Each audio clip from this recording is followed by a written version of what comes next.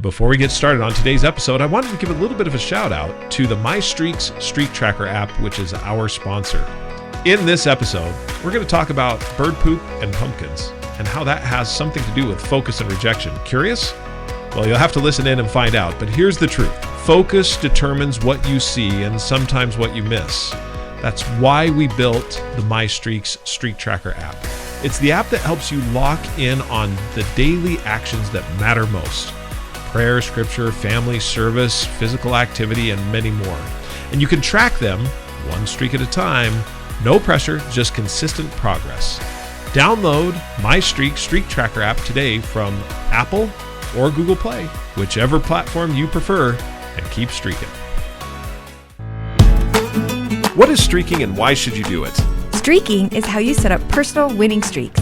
Look at who you want to be and what you need to do to become that person. This is streaking. I'm Jeff. And I'm Jami. And we are streakers. Through 30 years of marriage and 7 children, we have learned the power of consecutive consistency or streaking. To start streaking is simple. You just follow these 3 laws. Make it laughably simple, keep a record, and join the streaking community. Streaking is your hidden superpower. With it, you will consistently progress and grow in whatever area of life you want.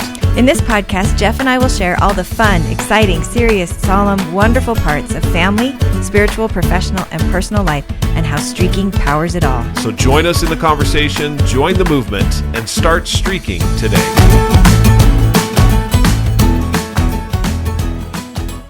Hello, Miss Jami. How are you? Great. Good. I'm glad to have you today. Hey, I wanted to give a little shout out to our friends at UPO. We had a great... Oh, yes. Is that right? Did I say it right? UOP? Yep. UPO. Utah Professional Organizers. Thank you. UPO. You looked at me like I got that wrong. I was like, little shout out to our friends at UPO. We had such a great time, and thank you very much for inviting us. It was so fun to talk about the growth matrix. That was in our last podcast, and to really talk with you guys about how the ways that you've been employing streaking with your clients and customers. If anyone out there listening to the Streaking Podcast needs a professional organizer, if you're in Utah, look up UPO. They are fantastic individuals, and they can help you get ready for that big event or for whatever else you need just to get the clutter out, right? Yes, absolutely. It was a fun day. Yeah. I really enjoyed it. Are you thinking about it? Were you thinking about certain parts of it? Okay, so Jami walked in, and immediately she zenned in because Jami's an organizer. And what did you notice first? That's what I want to know. What did you see first? I don't know if this is part of the organizer, but I loved how they had it decorated. Yeah, all that the is tables organization. I know. It. That is totally organization. She had a color motif that I loved, and everything tied into it. It was beautiful. They did a great job. That was it. And gave you flowers, beautiful flowers that we have. So great big thank you to them. It was a lot of fun. Anytime anyone would like to ask us to come speak to any of your associations, or if you have groups or whatever it is, Jami and I are more than willing. Just shoot me an email at Jeffery, Jeffery, at MyStreaksApp.com. Okay, shall we get on with the topic of the day? Yes, because that's usually how you end the podcast. So I'm like, should I say keep streaking? Because here we are. We're going to start with the end. We're starting with the end Start with the end in mind. There we go. So, are we really at the end? Nope, we're starting. Okay. So the story that we were going to start with, do you remember? Yep. Okay. Did you want to tell it, or did you want me to tell it? It was yesterday, we bought pumpkins to put on the porch. Costco pumpkins, great big ones. And today... If you haven't gone to Costco yet to get them, they're what, $8? $8 for these huge pumpkins. Shameless plug for Costco pumpkins. Even though they don't sponsor us. So we're out. So we bought pumpkins yesterday. And I'm in rare form today. You are. Today we... Do you even know what to do with me right now? I can let you talk for a bit. Go ahead. I'll be quiet. We were leaving the house to go on our run. And we'd been out for we hadn't started running yet. So we were walking our first quarter of the mile. And I thought, oh, did you leave those pumpkins in the back of the car? So I asked you, I'm like, did you leave the pumpkins in the back of the car? And you said, no, they're on the front porch. And I'm like, where on the front porch? And you said, right next to the flowers. The front porch that we walked out of the front door just literally 5 minutes ago. And I said, all of them were there? And you're like, yeah, they're all right there. I don't know how you didn't see them. Every single one. And I know exactly how I didn't see them. We have birds that sit on this tiny little ledge. There's 4 different places that has this little ledge, and they sit up there at night and they poop. And so when you walk out my front door, right to the left as you walk out on the step, the actual step from the door to the porch, there's a little place where the birds have pooped. Little pile of poop. And then there's the flowers, and then there's the pumpkins, and then there's the pillars, the columns of our porch, and at the base of both of the columns is another little pile of poop. And for weeks, every time I walk out the front door, there is one thought that goes through my head. I gotta clean up that darn bird poop. It's very annoying. And it's reached this level that apparently it is the only thing I see when I walk out the front door. Did not see the pumpkins at all. Did you see the pumpkins? Have you seen them yet? No. Okay, so they are out there. Yes. You just have not seen them yet. I am just trusting that that's true from your... So it brought up a really good illustration today of how fascinating it is to me, because I buy the pumpkins and the mums to go on the front porch because I love it. It makes me happy. I love walking out my front porch and seeing the mums and seeing the pumpkins and seeing the decorations. I love fall. But it was fascinating to me that I'm like, all I saw was that bird poop. And it's still all I see. In your brain. And you still say to yourself, so we could actually have this on two things. One, you've said several times you want to clean that up, but have yet to do it. Haven't found the time. It's not something I genuinely want to do. It's just something I want done. That's it. I have to put gloves on. I have to go scrape it. So if I did it, you wouldn't take offense to that? No. And so here's another story. Something also fascinating is, and maybe we've told this story before, but let's tell it again. A couple months ago, I've been working hard to have the boys bring in the trash cans after the trash comes. Oh yeah, the empty trash cans. This is a great one though. Did I tell this one? But it's a similar concept. Yeah, it's a similar concept. And for a couple weeks in a row, I had said, "Please bring in the trash cans. Please bring in the trash cans." So I had a week that they hadn't brought them in. I was like, "You need to bring in the trash cans." And Chance looks at me and he goes, "Well, I did it last week and you didn't even notice." And it had occurred to me that I was like, he's right. I didn't even realize that he had brought them in. And so I suddenly realized I only notice it when it's not done. I didn't notice it when it was done.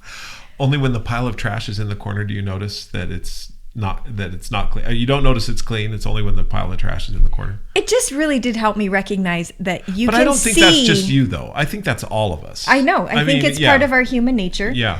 That we see, honestly, we see what we're looking for. And right. and we can find what we're looking for in the midst of other things. My porch is completely decorated, but when I walk out, I only see the bird poop.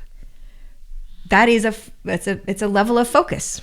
However, don't you have to see a little bit of that so that you clean things up? Because if you only saw, so let's say you only saw the pumpkins, or you I've only had saw it in the reverse. decorations, yeah. So go that way. There is a boot bench that's in the back of our, as you go out the garage. Yeah. There's a bench right there. It is, I don't know its purpose. I guess to sit down and put your shoes on, but I don't keep our shoes there, so we never sit on it and put our shoes on it. But it has one purpose right now. It's where I stack stuff that needs to go either to the trash or be put in the car, like my Goodwill bag.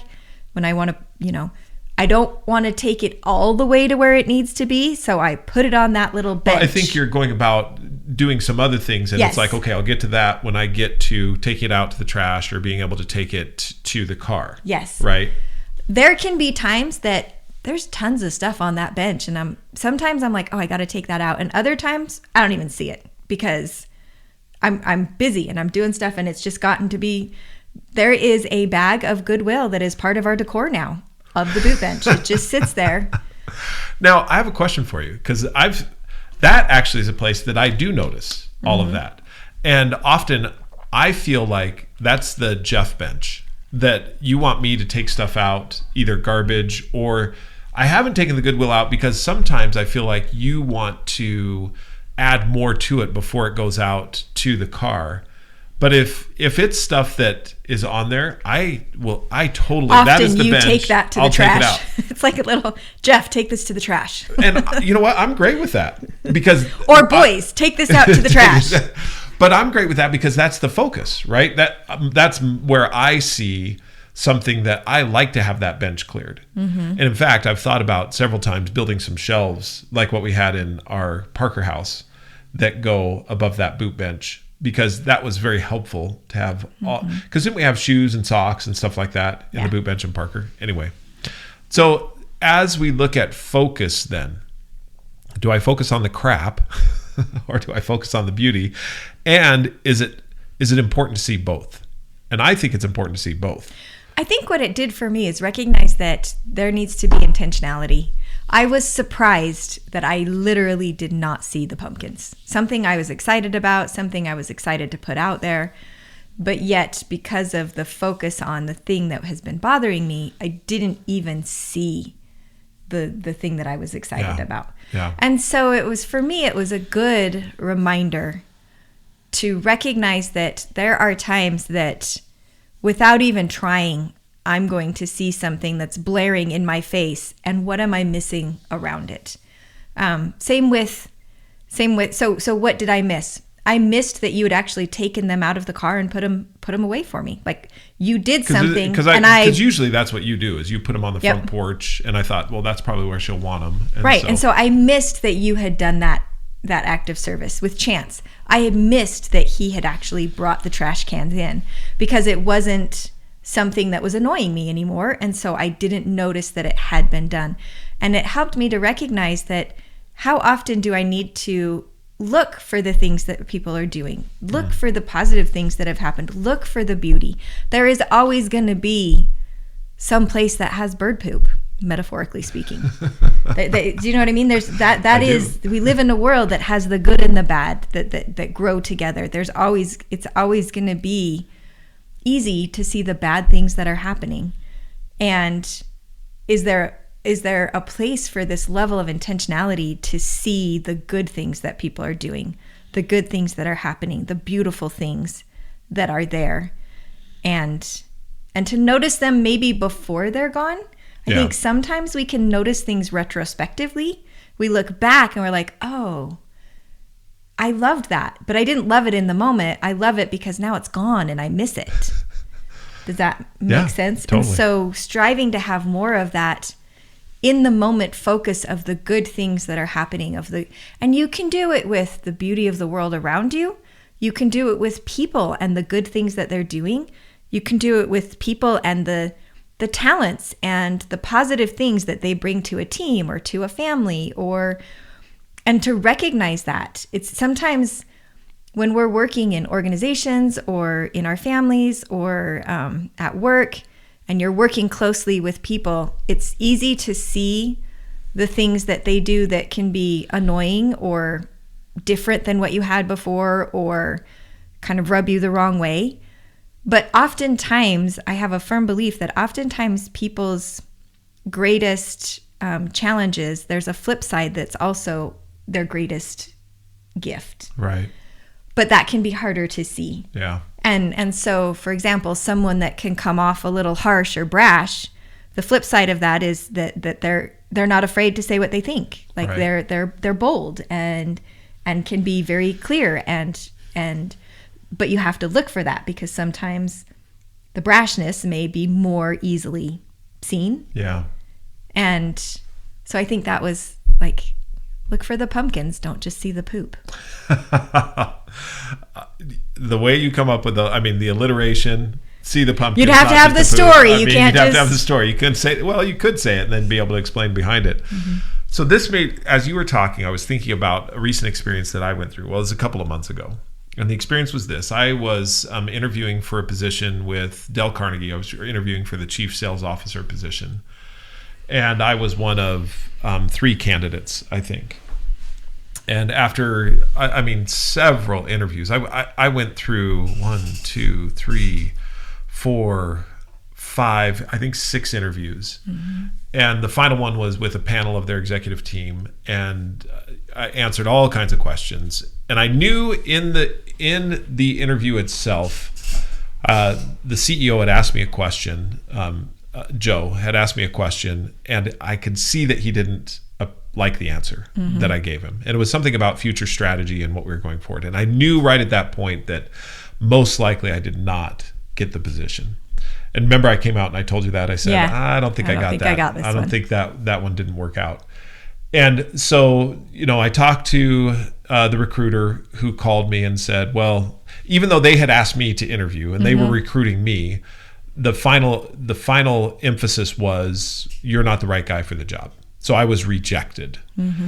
Now that sounds harsh, rejection, but I truly was rejected as the individual. Now it was a little bit of a consolation that they didn't pick anyone. Nobody got the job unless because the recruiter said to me that they weren't going to hire anyone unless it was a lie, which I doubt. I mean, there'd be no reason to lie about that. But they said no one got picked of the 3 final candidates, which leads to a whole nother conversation as to why that was and what the whole learning and development industry is up against, which is significant with AI, which again is another conversation. But in regard to this particular interview and what it was that I faced, I was rejected. And that I faced rejection before. And I remember talking to you about this and I said, I was fully rejected. And you recoiled a little bit about that. You're like, well, you weren't rejected because it's harsh. It's a harsh word and it feels... it feels... It feels very personal. Yeah. It feels very... and I guess it plays a little bit to my insecurity of, well, you weren't enough. Right. And I wasn't obviously enough. I mean, let's just call the spade a spade. I wasn't enough for what it was they wanted. And so this is where I wanted to go as far as pumpkins and poop. I think that through experiences that I've had, through a lifetime of experiences, I've been rejected several times in several different fronts in several different ways, in all kinds of different settings. And some of those rejections, I took them very poorly.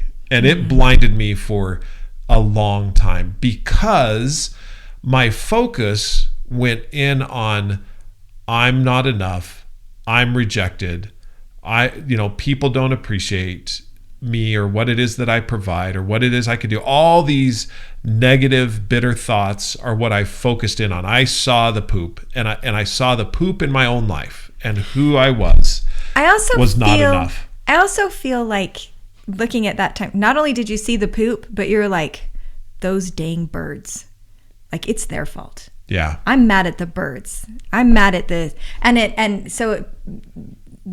There was certain rejection that the person that caused the rejection or was the... Now, by the way, I didn't feel this way for Joe and the rest of the team. I didn't feel this way at all. This was previous. This is years previous ago, to that. years Yeah. ago. Sorry. They actually gave a very good... he wrote me a beautiful note afterward and just said, we just want to go in a different direction and we don't know what that direction is. And thankfully... And you're not the guy for the job. Thankfully, we're older. So the one you're originally talking about that you're like, I didn't handle it so well was years ago and being younger and less experienced. And I do feel that rejection not only focused on the rejection, but the people. We kind of became bitter towards the people. And we've learned from that because that bitterness, it didn't do us any good. When I focused in on just that and the birds that were causing the poop, as I focused in on that, it produced no good fruit. Right, nothing. 0. And I was focused on the wrong thing. Yeah.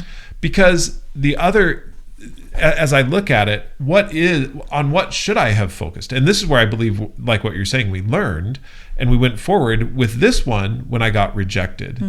And we talked about that. We came up with a full new analogy, which I think helped me to really put in perspective exactly what happened. And here's the metaphor analogy. Often at holiday times, people will pull out puzzles. We do that. Some of them we complete, others we don't. But we pull them out.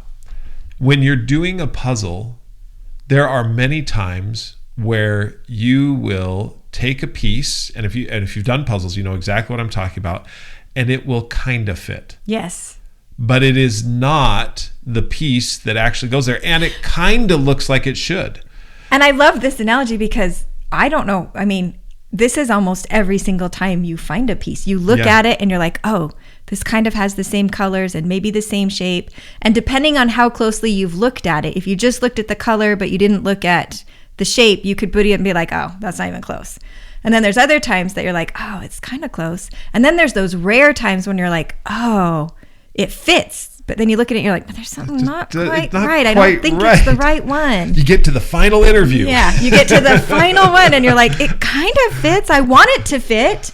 If I push it a little harder, it kind of works, but or even it does fit in there, but there's space or a gap or something, and it looks like it's just not a tight fit, and you know that is not the right piece. Yep. So at that point, you literally reject that piece because that piece is not meant for that place, and when the piece isn't meant for the place, you are going to remove it. No, you're going to take it and throw it in the trash. I reject this piece of the puzzle. Which is why all of our puzzles have one piece missing. You can obviously tell we're joking, but it was a really good... I am sick of this piece. that feeling really helped me recognize that, no, that's not what we do. But I feel like... carry the metaphor just a little bit further for just a second. How special is that last piece? Yes. And how many people will take... Let's say that piece didn't fit right there, and so I'll put it in my pocket secretly so no one else knows that I have it in my pocket. I have that piece until the very end when there's only one piece left. And everyone is scouring the floor because you've been there. You look on the floor. Where did it go? What children have been around this place? And the person pulls it out. And how special does that piece feel? When you get to be the person to put in the last piece. What's amazing is that it's not like that piece was necessarily special. I mean, any piece, any one of the pieces of the puzzle could be the last piece. Yeah, it's never an edge piece, though. You know an edge piece is never the last piece. That is true. Unless people do puzzles differently than we do. We do. I don't know. We always build the edge first, and then we fill in the middle. I loved that, though, when we went on that walk and talked about that. Like, okay. Because this concept of, it's not that the piece is bad. It did get rejected because it didn't fit. Right. But at some point, it will fit. And who's not to say... And for Dale Carnegie, I didn't fit. I was not the right puzzle piece for that particular time and for that particular strategy and for what it was that they wanted to accomplish. And that's fine. We all are going to have that opportunity. But if my focus was incorrect... and if your focus is incorrect, you may throw the puzzle piece away. Yeah, that's a great point. And then what? And then you're left with an incomplete... And something that you'll focus on forever, that one piece that's now missing because it should have fit. It should have fit there. That's really good because now, so if you take the rejection and you focus on the wrong thing and you get to this place where you're like, that's it, I've been rejected, I'm bad, I'm wrong, I'm throwing myself away. What happens? That puzzle now is missing that piece forever. And that's what gets noticed. Instead of being able to have the joy of completing it, finding the place where that piece fits. Finding the place where you fit. Yes, where you fit. And there is a place for everyone. Absolutely, 100%. And when you fit, like, it completes the puzzle. Everyone's happy. And you're like, oh, it's beautiful. And you can stand back and be like, it's beautiful. And that was so much fun. And I'm so grateful we didn't lose a piece because that would just mess up the whole experience. But, I just want to pause right there.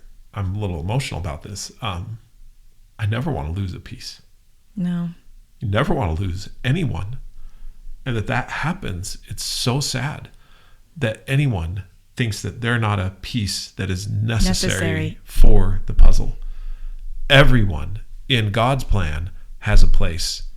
Everyone, no matter what. And it's so sad when someone thinks that they don't have a place. Jamie and I were out running the other day, and we were running by the high school, and there was a teenager against the fence just outside the high school and was leaning against the fence, and her hair was just totally all covering her face, and she was all hunched over, and she was just trying to disappear and hide. And we both of us said as deliberately as we could, "Hi, how are you?" and no response. And I just thought to myself, you belong. You are a puzzle piece that absolutely will make you could be the last piece in the puzzle that makes the picture beautiful. And isn't it interesting? And I love what you were saying, that when the piece is not there, where is the focus drawn? It's not on the beauty of the puzzle, it's on the piece that's missing.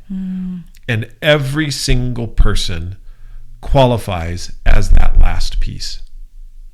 That's so good. I also love How often when you're doing a puzzle, is there that one piece that you've tried a million times in a million different places? It doesn't work. Doesn't work. And you're like, I am going to find where this piece goes. But I look at it and I'm like, sometimes we feel that way in life where you're like, I have been trying to fit in a million different places and it hasn't worked yet. I haven't found that place. But again, we don't throw the piece away. Yeah. It's actually that much more exciting when you've had that one piece that you've tried a whole bunch of places. Yeah. And when someone's like, oh my gosh, I found it. This is where it goes. Look. And that feeling of just excitement and enthusiasm. Yeah. When you've tried it a whole bunch of times and it hasn't worked, and then you find it where it does. And people rejoice in that. They do. And that's, so as you look at, so think about puzzle pieces that didn't fit right away, but that could, and if they had focused on the wrong thing, right, we wouldn't have had them. For example, Abraham Lincoln. How many times did he fail before he was elected into a significant position? In 1832, he lost his job when his store failed. In 1833, he had a failed in business. 1835, his fiancée, Anne Rutledge, died, which devastated him emotionally. 1836, suffered a nervous breakdown and was bedridden for months. 1838, defeated in his attempt to become a Speaker of the Illinois House. 1843, lost the nomination for U.S. Congress. 1846, elected to Congress but was unpopular and did not get reelected. 1849, rejected for a land officer position. 1854, defeated in his run for the U.S. Senate. 1856, lost bid for vice president. He received fewer than 100 votes at the Republican convention.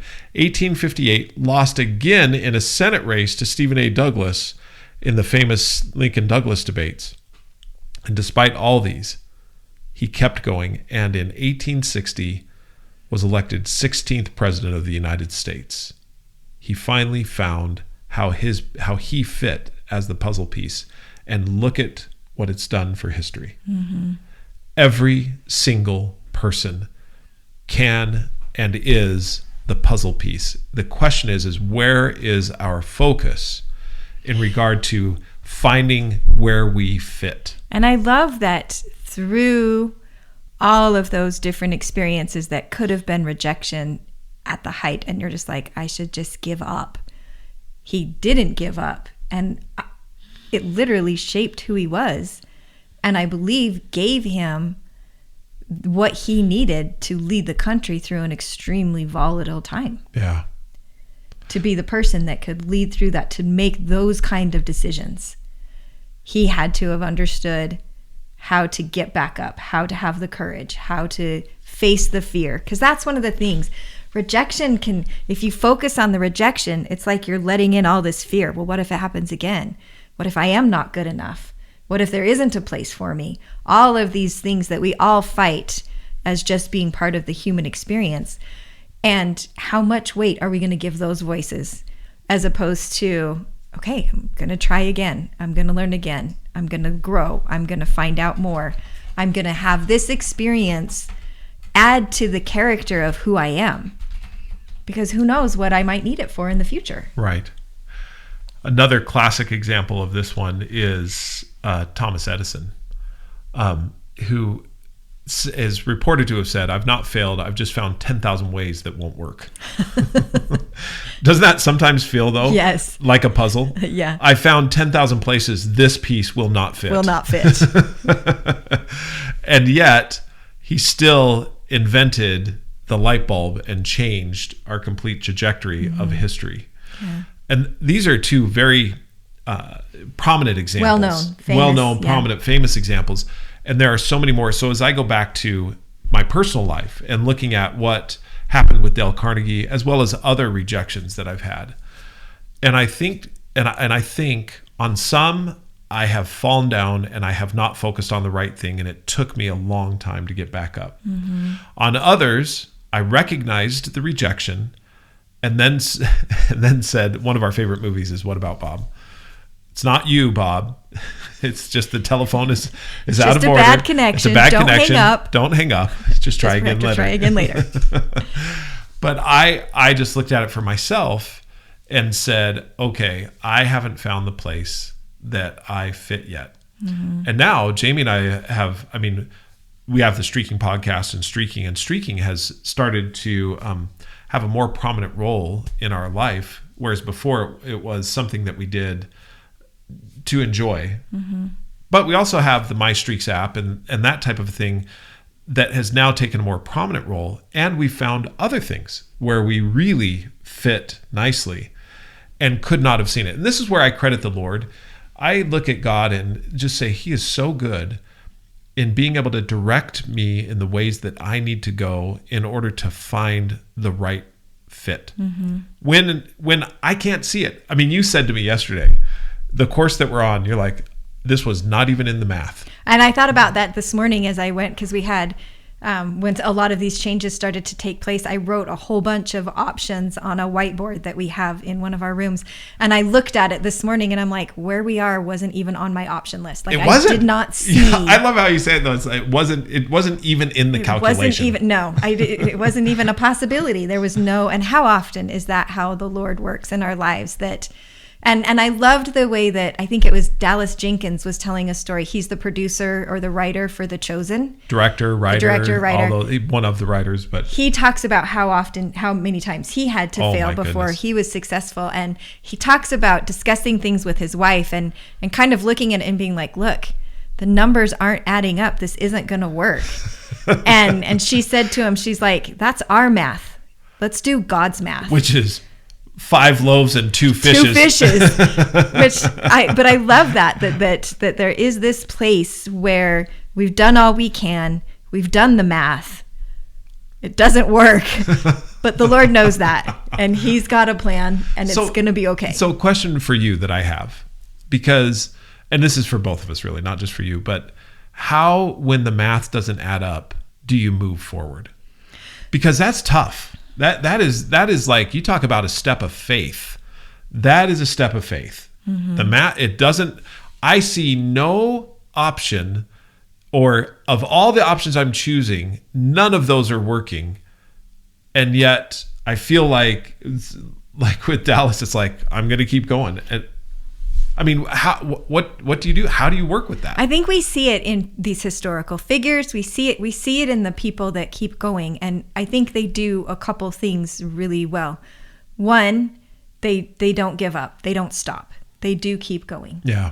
2, I think they surround themselves by people that help them to keep believing. 3, they pray.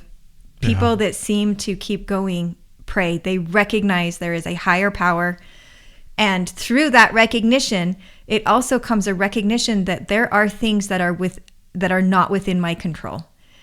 And if we get too caught up in the things that we don't have control over, we miss the things that we do.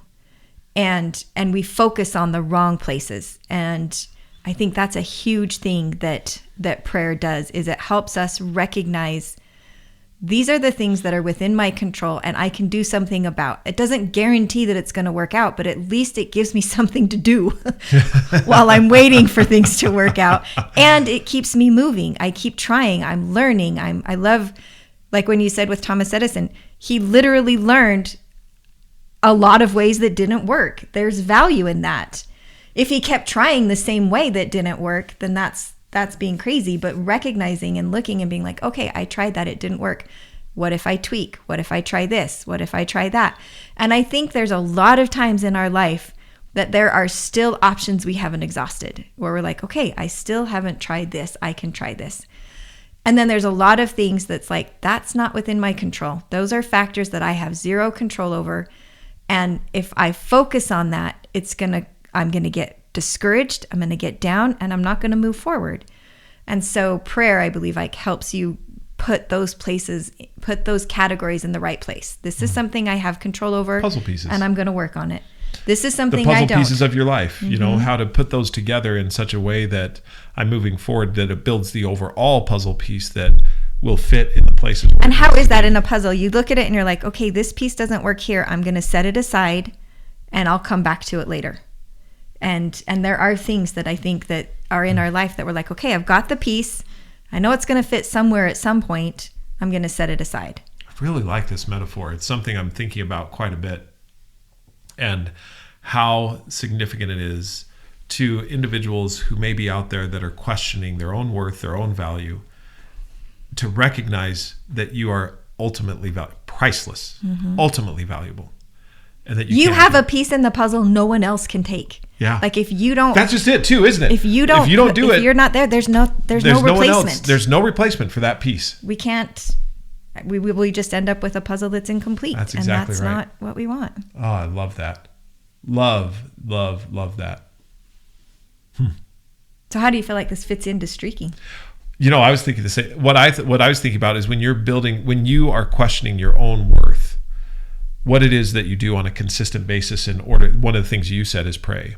In the situations that I've described, as far as in my personal life, I'll tell you the streaks have sustained me and I think that's one thing that's different from this experience with Dale Carnegie to the one that the previous one I didn't have streaks. No. And when I did have streaks, I mean, I just look at the ones, and even with this whole experience that I've had, because what set up the whole Dale Carnegie thing was I took a severance package from Franklin Covey and didn't really know where I was going to go to next, or what the next thing was. We honestly thought we would retire with Franklin Covey, which is kind of ended up happening, but we retired from Franklin Covey. But I didn't know what was going to happen next. And I thought to myself, when I was switching positions before, years ago, when we were just having that very difficult situation, I didn't have any of the following streaks. So I'll give you the streaks that have sustained me. Number one, top of my list, is to pray with all energy of heart for charity at least one time daily. Now, you and I have talked about that before, and that's changed me. I mean, that's changed me in our marriage. That's changed me in how I interact with our children. That's changed me in how I interact with individuals that are outside our family. It's changed how you drive. It does. It does. In fact, I have another podcast that is Streaking the Scriptures, where I just do daily scripture study. And often my refrain is have charity in traffic. And I still, every once in a while, I still lose it. But for the most part, I've changed a lot how I drive. I'm not as aggressive. Still aggressive, but not as aggressive. Yep. I'm looking at Jamie. Slightly vocal, but not as vocal. I've never used expletives. Nope, you haven't. That's true. Let's not. Don't want people thinking that. No, I have an aversion to expletives. What used to be an annoyance and kind of like a little bit of a degrading of that driver, but not expletives. Now you're like, well, that was a unique way to take that turn. Come on over. Yes, get in front of me. I would love to have you there. That's like exactly what I said yesterday, wasn't it? Yes. So, second on the list, read at least one verse of scripture every day. That's been invaluable. They become grounding. To grounding, yeah. I have, in concert with that, read at least one verse of the Book of Mormon every day. So those two work together. Third, do at least one activity for my calling every day. Which is this, I don't know if you have another one, but it's an act of service, like serve somebody else today. And that's why I have do at least one ministering activity every day. Think of someone else, put them on there. Do at least one missionary activity every day. Write at least one sentence of my be statement every day. This is who I am. This is who I want to be. And so forth. So all of these were grounding, and they were immediately the next day. Yeah. I mean, it didn't matter what had happened. It would be the next day that I had these things. Also, your physical streaks. And what does this do it puts focus in the right areas rather than focus on the bitterness, which I did feel way back when, and also I could feel a little bit this time. And I'm like, I don't want to go there. It took us a little. Yeah. Actually, you just said it perfectly. You totally felt it, and you recognized it, and you said, I don't want to go there. I don't want to do that. Right. I don't want to be bitter in that way. I don't want to blame people. I don't want to be angry. I don't want to blame the birds for the poop, even though they're the ones causing it. Yes. The other thing that it did is it gave, at a time when the structure of our life had been changed, this structure didn't change. You still had this level of structure of things that you were looking to do every day. That Do you know didn't what's number change. 2 on my list that really helped? Is loyal and loving husband. Contacting you at least one time every day. Making the bed every day. I didn't know that was your streak. That was my streak, yeah. And I've What done do you it do for when I make it? 633 days. I count it. Okay, great. I figure we're one. We're one. So if you make it, or like I'll take a nap and throw the pillows back on, and I'll be like, okay. Made the bed. Yep. Pray with Jamie at least one time every day. Yep. And read at least one verse of scripture with you every day. And then spend one-on-one time with you at least one time a week. That's great. I love your But that streaks. was grounding. Yes. That helped me to see what it was. And then what's the next one down? It's being an active and involved father. Connect with one of my children every day. Contact at least one of my children daily. So those are 2 separate ones, and I'll tell you why. Connecting with means I'm really interacting with. Contacting is I shoot him a text. I want to let him know I was thinking about him, and do at least one household chore, which is one that. And we I all want to kind of say got together, something but- as we get going here, because sometimes even at our Utah professional organizers, people often ask you how many streaks you have. Oh yeah. And I do feel like as you've read through these, you didn't start out this way. These have evolved over time as you've added something into your life, and that opens up. So for example, when you said, I think you started with a contact one of my children every day. Yeah, I did. Well, if and you then look at the... And then the second one, to connect, came out of a desire. Yeah, so the contact is 3,497 days and counting. Connect is 1,848 days and counting. Okay, so you did the contact for a very long time. Before, And then you reached a place where you're like, I want to take this a step further. I want to actually connect with a child. Yep. That is how streaking works. That is exactly how it works, is that you start with something that you want to add, something where you're feeling deficient or you need to add something to it. And so you start really small. And I loved that, like, you did it for 1,800 days. Before you reached another place where you're like, actually, I want to take this a step further. I want to add this to it. And streaking gives you that flexibility and that freedom and that insight, I feel like, to be able to see. So that's where I look at, I mean, how do I figure out where I fit? Well, I need to be the puzzle piece that I know the Lord wants me to be, and continue to seek for that, and to be grounded in these particular activities every single day or every single week.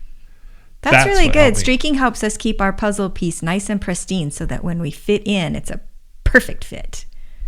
You just came up with that at the top of your head, didn't you? Yeah. Just like that. Well, I visualized keeping the puzzle piece in your pocket and throwing it through the laundry. And being like, oh, it would still fit, but we kind of want it to be perfect and pristine. And doing these things that help us, then when it's our time and when we're in a place where it's like they need exactly what we have to offer, I'm ready. We're there. We're ready. I've got it. And I think taking it all the way back to where we started, I'm not focused on the poop. Right. I can see everything. I've probably now been able to clean that poop up, and I've been able to look at the porch and realize that it's beautiful. And I like the way you said that, because it's not that we ignore the poop. No, I've got to clean up my own life. Yeah, I've got to clean things up. If things are out of sorts, or if I'm not fitting because the puzzle piece didn't get cut out perfectly when it was at the manufacturer's, and it needs to be cleaned up, and the corners need to be rounded, and it needs to have a little bit better, then I should do that. Yeah. Because a puzzle piece, no matter what, has to be cut out in order for it to be able to fit back in. And there's some times where that cutting can be painful, but it's something that I need to do in order to be able to fit into whatever puzzle or picture is out there. That's really good. This has been a great discussion. This has been fun, huh? Yeah, I've loved it. I'd love to keep going on it, but we're out of time. We are. Yeah. So thanks for joining us. We'd be curious to what your thoughts are on our conversation. Feel free to shoot us an email at Jeffery, Jeffery, at MyStreaksApp.com, or Jami, Jami, at MyStreaksApp.com. Also, feel free to download the MyStreaks app to keep track of all of your streaks and keep your puzzle pieces pristine and ready to be fit into whatever picture they belong. Until we talk again, we hope you have a marvelous, fantastic, wonderful day, and as always, keep streaking. It's the little things that make a better